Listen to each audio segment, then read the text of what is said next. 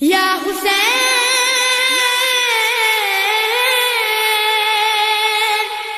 یا حسین یا ما شاء اللہ حول ولا قوة الا باللہ العلی العظیم بسم اللہ الرحمن الرحیم الذین یقیمون الصلاة ومما رزقناہم ينفقون۔ جو ہمارا سلسلہ کلام چل رہا تھا وہ آداب تلاوت کلام پاک کے بارے میں تھا، اور وہاں ہم نے وہ لوگ جو متقین پرہیزگار صحیح معنوں میں قرآن کی تلاوت کرنے والے حقیقی مومنوں کا ذکر کیا تھا، اور قرآن کی روح سے ان کے صفات کو اس سے پہلے والے جلسے میں بیان فرمایا تھا۔ آج دوسرا جلسہ ہے جو صفات مومنین کے بارے میں ہے۔ یہ ایام اصلاح ہیں، ایام بیداری ہیں، ایام اتحاد ہیں۔ یہ ایسے ایام ہیں، ان ایام میں اخلاق انسان کو درست کرتے ہیں اور انسان کے اندر بغض و کینہ و نفرت کو ختم کرنے کے ایام ہیں، انسان کو بیدار کرنے کے ایام ہیں، انسان کو تاریکی سے روشنی کی طرف لے آنے والے ایام ہیں۔ یعنی یہ ایام انسان کو تاریکی سے روشنی کی طرف لے جانے والے ہیں۔ صفات مومنین میں سے ہے مومن لوگ، حقیقی مومن لوگ وہ ہیں الذین یقیمون الصلاۃ، اور جو نماز قائم کرتے ہیں، یعنی پکے نمازی ہیں۔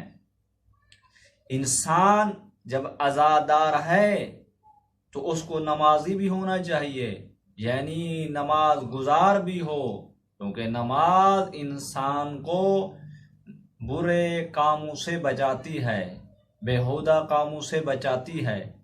یہ بہت بڑا مہم ہے، یعنی جب انسان عزادار ہو تو نمازی نہ ہو تو اس کی عزاداری کا کوئی فائدہ نہیں ہے۔ یعنی یہ دونوں چیزیں پہلے بھی ہم بیان کر چکے ہیں، یعنی عزاداری امام حسین اور نمازی ہونا یہ بہت بڑا مہم ہے، یعنی ایک دوسرے کے ساتھ یہ ملزم ہیں، جدا نہیں ہوتے۔ یعنی ایک انسان عزادار ہو، یعنی جو انسان 4 گھنٹے 1 گھنٹہ 2 گھنٹے ماتم شبیر کر سکتا ہے، وہ اگر نماز نہ پڑھے تو اس کو اس عزاداری کا فائدہ نہیں ہوگا۔ یعنی انسان کو نمازی بھی ہونا چاہیے، یعنی جس طرح ہم نے کہا تھا کہ ایک حافظ قرآن ہے، حفظ کرتا ہے، صحیح معنوں میں قرآن پڑھتا ہے، قرآن میں ہے، قرآن کی تلاوت کرنے کا ثواب ہے، یعنی نماز بھی پڑھتا ہے، قرآن بھی پڑھتا ہے، صحیح معنوں میں پڑھتا ہے۔ قرآن یعنی قاری قرآن ہے، حافظ قرآن ہے، لیکن قرآن کے مفاہیم مطالب کو اصلاً سمجھتا ہی نہیں ہے اور پڑھتا بھی نہیں ہے، اس کی طرف توجہ بھی نہیں دیتا۔ قرآن کی روح سے اس کو کمثل الحمار یحمل اسفارا، جانور کی طرف نسبت دی گئی ہے۔ اور دوسرا گروہ جو ہم نے بیان کیا تھا وہ قرآن بھی پڑھتا ہے اور قرآن کے معنی مفاہیم کو سمجھتا بھی ہے اور ان کو جانتا بھی ہے، لیکن عمل نہیں کرتا، وہ بھی کسی کام کا نہیں ہے۔ یعنی کیا ہوا؟ یعنی قرآن کی تلاوت کا ثواب اگر آپ چاہتے ہیں تو اس پر عمل کرنا پڑے گا۔ یعنی قرآن کی تلاوت فقط ثواب باعث ثواب نہیں ہوگی جب تک اس پر عمل نہ کیا جائے، جب تک اس پر اس کے مفاہیم کو سمجھا نہ جائے۔ یعنی قرآن کی تلاوت مربوط ہے اس کے عمل کرنے کے ساتھ ساتھ۔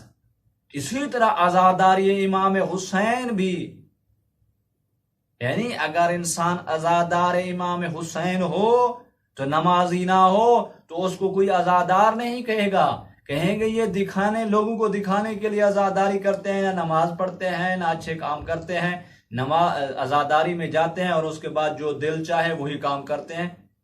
عزاداران امام حسین، آپ اپنی توجہ وہ جو واقعات قیام امام حسین میں آئے ہیں، جو ان ایام میں رونما ہوئے ہیں، کتنے لوگ امام حسین کے ساتھ تھے اور کتنے اس لشکر میں تھے، اور اس کے بعد اس لشکر میں داخل ہوئے، سب سے زندہ مثال جو ایک فوج کا کمانڈر ہو اور وہ امام حسین کے پاس آ جائے، یہ بیداری ہے، یعنی حر، جس کا نام بھی آزاد ہے، معنی بھی آزاد ہے۔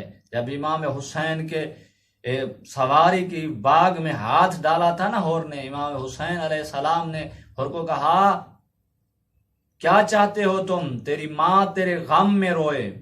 جب یہ کہا تو حر نے جواب دیا اگر کوئی اور عرب یہ بات کہتا تو اس کو میں صحیح معنوں میں جواب دیتا، لیکن میں آپ کو کچھ نہیں کہہ سکتا کیونکہ آپ کی ماں کا نام زہرا ہے، آپ کی ماں عظیم ہے، عظیم مقام و منزلت رکھتی ہے۔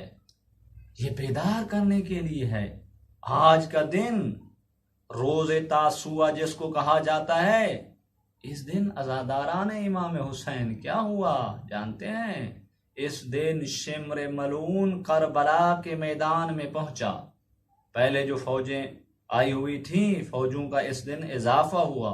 شمر ملعون اس دن ابن زیاد کی طرف سے ایک لیٹر لے کر آیا جس میں یہ بات لکھی ہوئی تھی کہ عمر سعد اگر تم امام حسین سے جنگ نہیں کرتے، تم صلح کی باتیں کر رہے ہو تو یہ کمانڈ چھوڑ دو، یعنی فوج کی جو جرنیل بنے ہوئے ہو اس کو چھوڑ دو، ذیل جوشن کو دے دو، وہ امام حسین کے ساتھ جنگ بھی کرے گا۔ ہمیں دو چیزوں میں سے ایک ضرور چاہیے، یا امام حسین کو چاہیے کہ ہمارے پاس آئے، یزید کی بیعت کرے، اور اگر بیعت نہیں کرنی تو ہمارے ساتھ جنگ کرے۔ تو یہ شمر ملعون یہ خط لے کر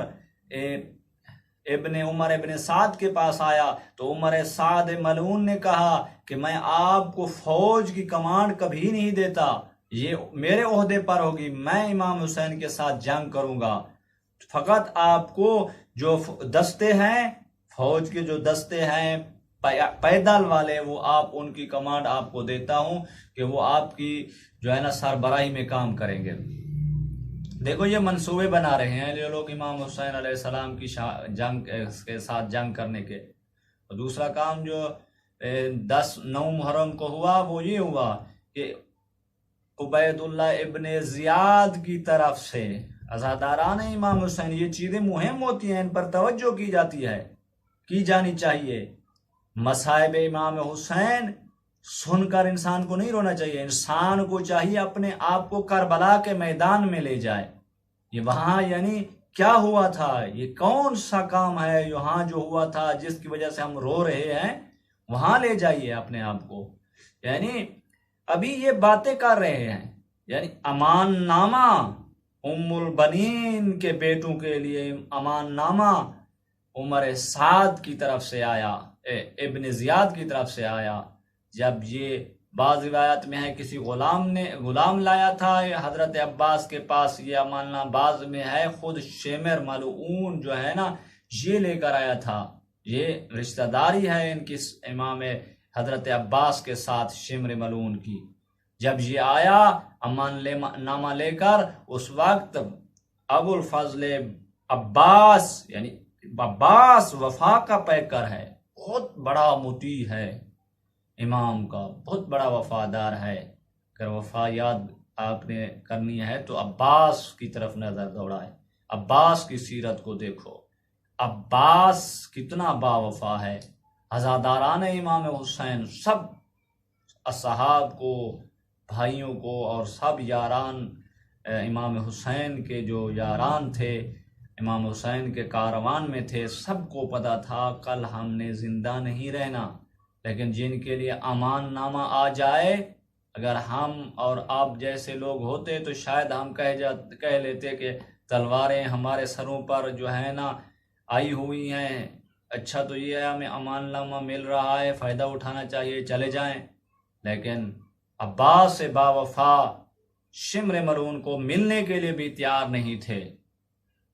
جب ملنے کی بات آئی تو امام حسین علیہ السلام نے کہا کہ آپ کے رشتہ دار بھی ہوتے ہیں، یہ لوگ آپ کو بلا رہے ہیں، جب جاؤ اس کی بات سنو، یہ کیا کہنا چاہتا ہے۔ جب شمر کے پاس حضرت عباس آئے تو اس نے امان نامہ دکھایا. عباس نے سنو گے کیا جواب دیا؟ عباس نے فرمایا یہ نامہ اعمال، یہ امان نامے کو میں کچھ بھی نہیں سمجھتا، اس کو اپنے پاس رکھو. جب امام حسین اس دنیا میں نہ رہیں تو ہمارے رہنے کا فائدہ نہیں ہے. جس کے ساتھ امام حسین کی جنگ ہوگی، میں عباس کی بھی اس کے ساتھ جنگ ہوگی. میری زندگی امام حسین کے ساتھ ہے. اگر امام حسین زندہ رہے تو میں رہوں گا، اگر امام حسین آپ کے ساتھ جنگ کریں گے، اس دنیا میں نہیں رہیں گے تو میری زندگی کا فائدہ ہی نہیں ہے. یعنی اتنا وفا ہے. امان نامے کو ٹھکرا دیا. اور اس کے بعد عمر سعد نے کہا کہ ابھی اپنے جو دستے تھے، فوجی دستے تھے، ان کو حکم دیا کہ امام حسین کے خیام کی طرف دوڑیں. وہ امام کے خیام کی طرف آنے لگے تو حضرت زینب سلام اللہ علیہا نے دیکھا کہ فوجی دستے جو ہیں، یہ فوج آ رہی ہے، فوج اشکیا ہمارے خیام کی طرف دوڑ رہی ہے. تو جا کر امام حسین علیہ السلام سے کہا بھیا دیکھیں یہ فوج ہماری طرف آ رہی ہے. تو امام علی مقام نے حضرت عباس کو کہا کہ جاؤ کہ ان سے پوچھو یہ کیا چاہتے ہیں. تو جب حضرت عباس ان کی طرف گئے، اس میں حضرت امام حسین علیہ السلام کے اصحاب بھی تھے، حبیب ابن مظاہر بھی تھے، زہیر بھی تھے. یہ سب حضرت عباس کے ساتھ چلے. جب یہ ان کے سامنے گئے تو حضرت عباس نے کہا کیا چاہتے ہو؟ انہوں نے کہا کہ اگر بیعت نہیں کرنی تو ہم آج ہی آپ کے ساتھ جنگ کرنا چاہتے ہیں.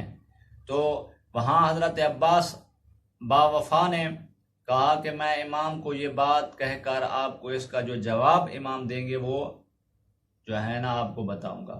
جب امام کے پاس حضرت عباس آئے تو امام علی مقام نے فرمایا عباس ان کو جا کر کہو آج کی رات ہمیں مہلت دو، جنگ کو آج کی رات ملتوی کر دو، کل جو آپ کریں گے جنگ ہم جو ہے نا آپ کے ساتھ، ہمیں کوئی بھی یہ نہیں ہوگا. یعنی امام علی مقام نے آج کی رات کی مہلت مانگی تھی. کیوں؟ امام نے کہا آج کی رات میں اپنے خدا کے ساتھ راز و نیاز کرنا چاہتا ہوں، اللہ کی عبادت کرنا چاہتا ہوں، مجھے قرآن کریم کی تلاوت سے بڑا لگاؤ ہے. آج کی رات میں اللہ کی کلام کی تلاوت کرنا چاہتا ہوں، آج کی رات کی مجھے مہلت دی جائے.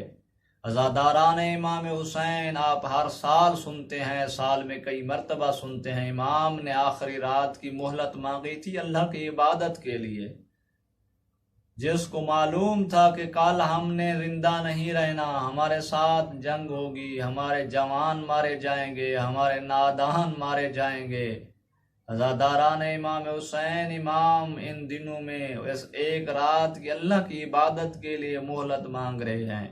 آپ اپنے آپ کو عزادار امام حسین بلائیں، کہلوائیں، پھر نماز نہ پڑھیں، قرآن نہ پڑھیں. ہمارا اخلاق صحیح نہ ہو تو ہم نے حضرت امام حسین کے ساتھ وفا نہیں کی، ہم نے صحیح معنوں میں امام حسین کی اطاعت نہیں کی. امام حسین کی اطاعت میں بہت سارے اصحاب بھی پہلے شہید ہوئے جنہوں نے اجازت نہیں دی تھی. عزاداران امام حسین جو ہمارے پاس آج دین پہنچا ہے، ہم عزاداری امام حسین سن رہے ہیں، اس کے لیے آل محمد کا بہت خرچ ہوا. امام حسین نے اس دین کو ہم تک پہنچانے کے لیے اپنے جوان شہید کرائے، اپنے اصحاب شہید کرائے، اپنے نادان. عزاداران امام حسین جنگ بچوں کے ساتھ نہیں ہوتی، نہیں ملتا کہیں کسی مقام پہ جنگ ہوئی ہو اور 6 مہینے کے بچے پر بھی رحم نہ کیا گیا ہو. امام حسین علیہ السلام نے اس دین کو بچانے کے لیے اپنے 6 مہینے کے بچے کو بھی قربان کر دیا. یہ واحد شہید ہے جو سواری پر سوار نہیں ہو سکتا، جس کو حسین اپنے ہاتھوں پر لے کر گئے.